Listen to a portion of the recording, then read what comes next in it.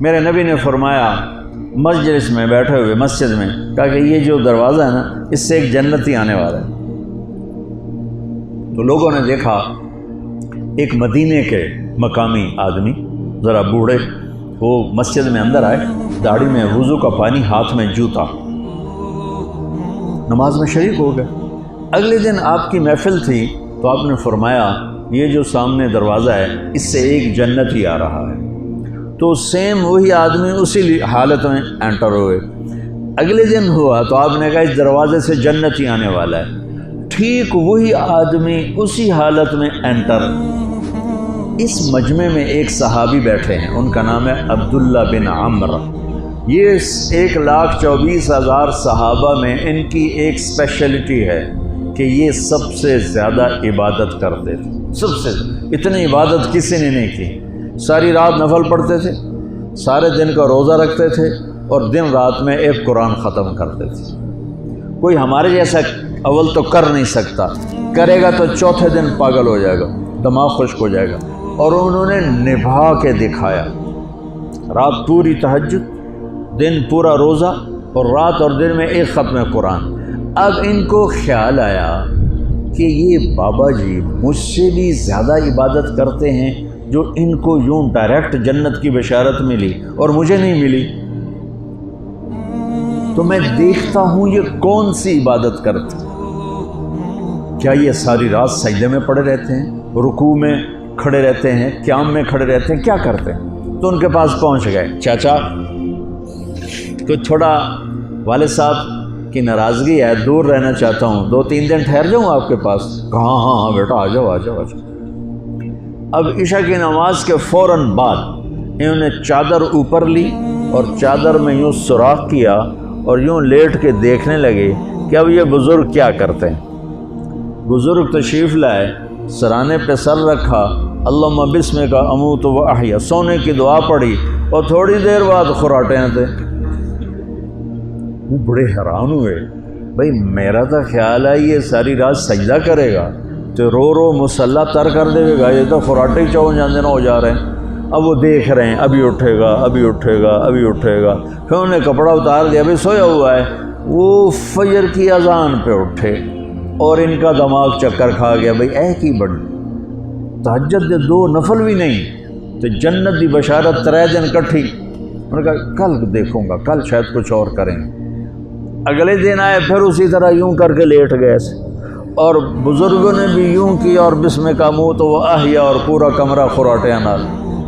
وہ پھر پریشانی کب اٹھے گا کب اٹھے گا، فجر کی اذان پہ اٹھے تو اور ان کی حیرت بڑھ گئی، کہنے والا سچا، اس کے بات کو تو چیلنج ہو نہیں سکتا، وہ محمد مصطفیٰ ہیں، لیکن یہ چکر کیا ہے، یہ جنت مل کیسے رہی ہے؟ چلو ایک رات اور صحیح۔ تیسری رات آئے، یہ یوں لیٹے وہ یوں لیٹے، یہ دیکھتے رہے وہ سوتے رہے، حتیٰ کہ فجر کی اذان پہ آنکھ کھلی تو یہ نا پھٹ پڑے، کہنے لگے چاچا بات بتاؤں؟ کہنے کیا ہے؟ کہ میری کوئی جھگڑا نہیں تھا ابا سے، میں نے 3 دن مسلسل تیرے بارے میں سنا جنتی آ رہا، 3 دن تجھے اللہ کے نبی نے بشارت دی جنتی ہے جنتی ہے جنتی ہے، لیکن میں اس بات پہ حیران ہوں تو ساری رات سوتا رہتا۔ اس زمانے میں منافق بھی تہجد نہیں چھوڑتے تھے، فرض نماز تو فرض نماز ہے، منافق بھی تہجد نہیں چھوڑتے تھے۔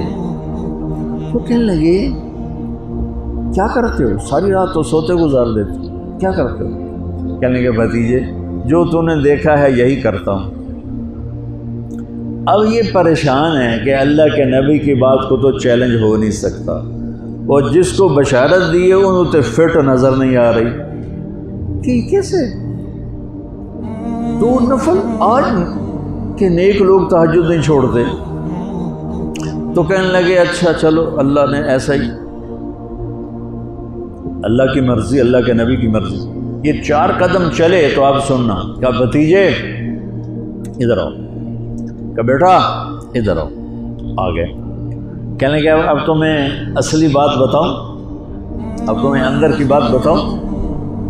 ان کا کیا ہے؟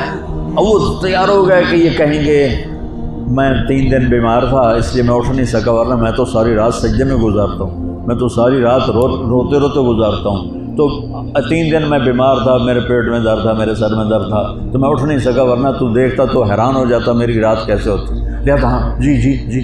تو کہنے لگے مجھے دیکھو، یہاں ہاتھ رکھا کہ یہ جو دل ہے نا، دل اس میں دنیا کے کسی انسان کی نفرت نہیں ہے، اور جب اللہ کسی کو کوئی رزق دیتا ہے تو مجھے کبھی حسد نہیں ہوا، مجھے خوشی ہوتی ہے۔